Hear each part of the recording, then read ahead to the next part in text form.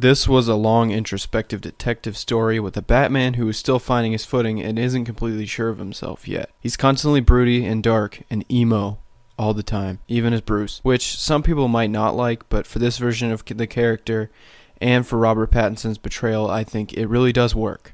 Catwoman, played by Zoe Kravitz, is a standout, with this feeling like an origin story for her character, as well as Colin Farrell, who's in the movie for a brief time but is very memorable as the Penguin. Paul Dano is unhinged as the Riddler, Jeffrey Wright is a great Gordon. The entire cast absolutely smashes it. The shots, cinematography, and the fucking score are impeccable. I didn't want it to end, I wanted to stay in this world, and I plan to revisit it again as soon as possible when this movie has its wide release on Friday. What I just read right there was my Letterboxd review for the Batman that I typed up immediately after I saw it last night. A shameless plug. But anyway, what's up guys? Film Boot, back again.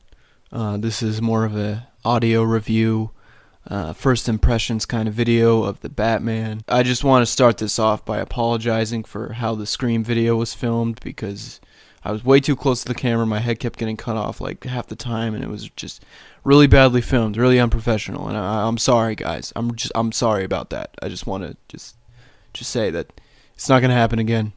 I'm so ashamed of myself, and yeah, that's that.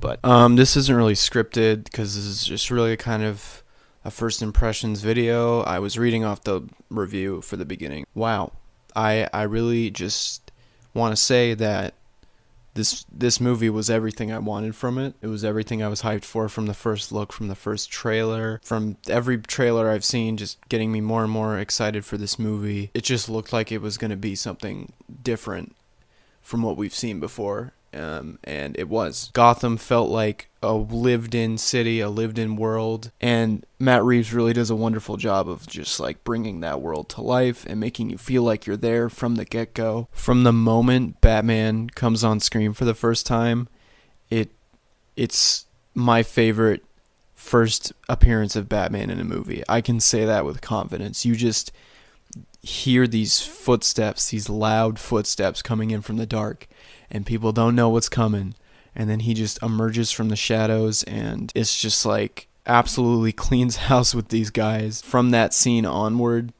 like Batman just, when he enters a room, like he enters a room, you know he's coming, and you almost get chills. Like, it's so good. And the score, Batman's theme, Michael Giacchino, my god. Also, if I said that name wrong, I'm so sorry. The score for Batman here, as you've heard in the trailer, it happens every time he shows up, and it's awesome. I love it.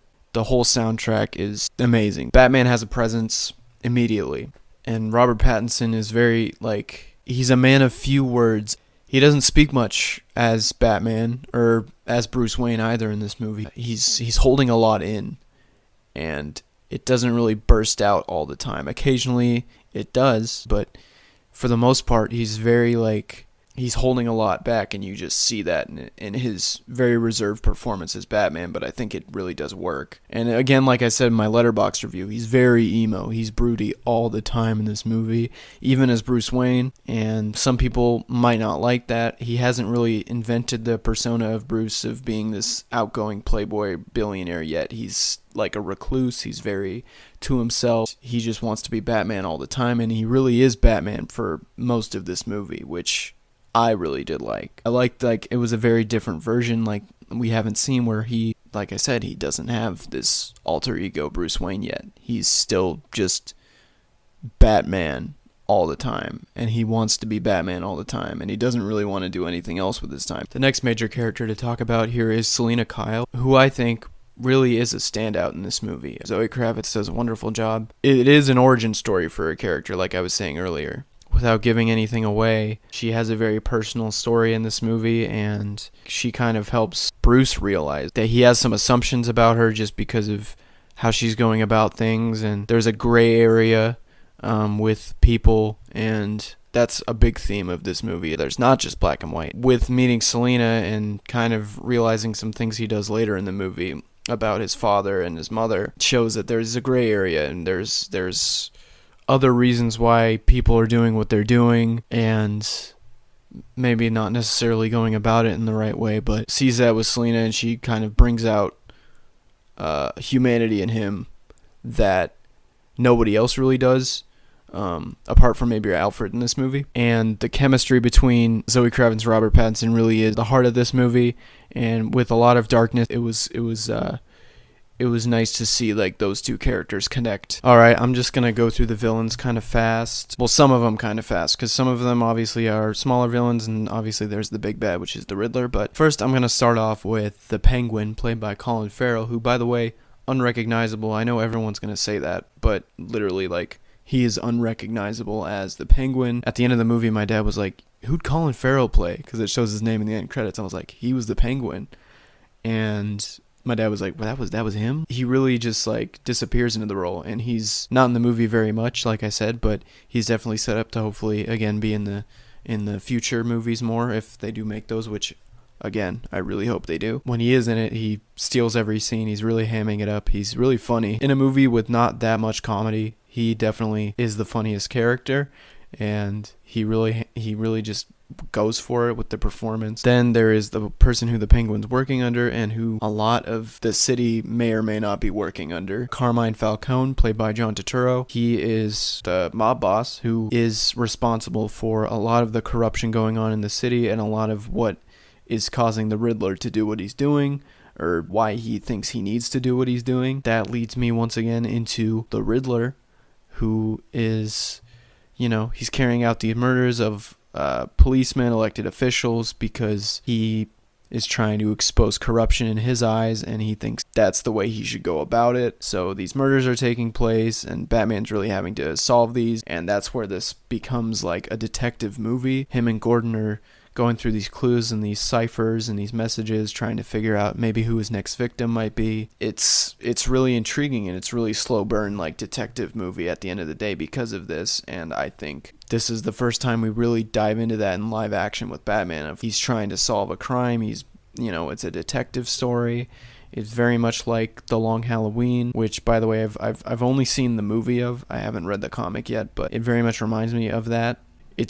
It's really cool, and it's really like interesting to see, and like you're really sucked into the mystery and trying to figure it out. Through this also, you learn some stuff about why Bruce Wayne might be involved with what the Riddler's trying to expose. I won't give too much away, but Bruce ends up learning some things about his parents, that maybe they weren't these perfect people that he thought they were, and then he starts to question himself. And this is all through the Riddler and what the Riddler's doing. They really did the Riddler as like a really cool villain for this kind of movie, and I think it really works. Like I said, the way he's carrying out his message, obviously he's really messed up, and it's not the right way to go about it.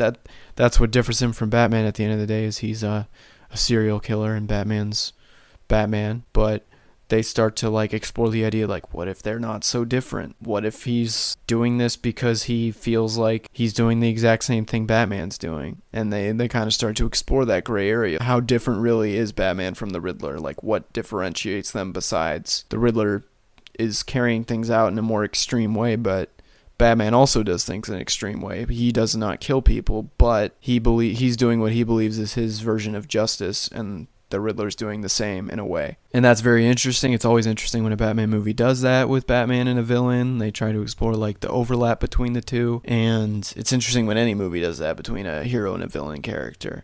However, I think in the third act, Riddler kind of just becomes more of a stereotypical villain. I won't say why really, but that was my maybe one gripe with the movie, is the Riddler's plan in the third act kind of started to not make as much sense to me, at least, with his character and what I thought he was trying to do and what the movie was telling you he was trying to do. Otherwise, the Riddler was a really good villain, I think, and Paul Dano really gives a good unhinged performance as the character. He really like leans into it. He's really this crazy guy, and Paul Dano definitely sells that for sure. And I think he was a great casting choice for this like grounded, like realistic, like almost Zodiac Killer-esque version of the Riddler. So I think it really works, and I think the detective aspect of this movie is really cool, and I'm really glad that they finally like really explored that in a Batman live action movie.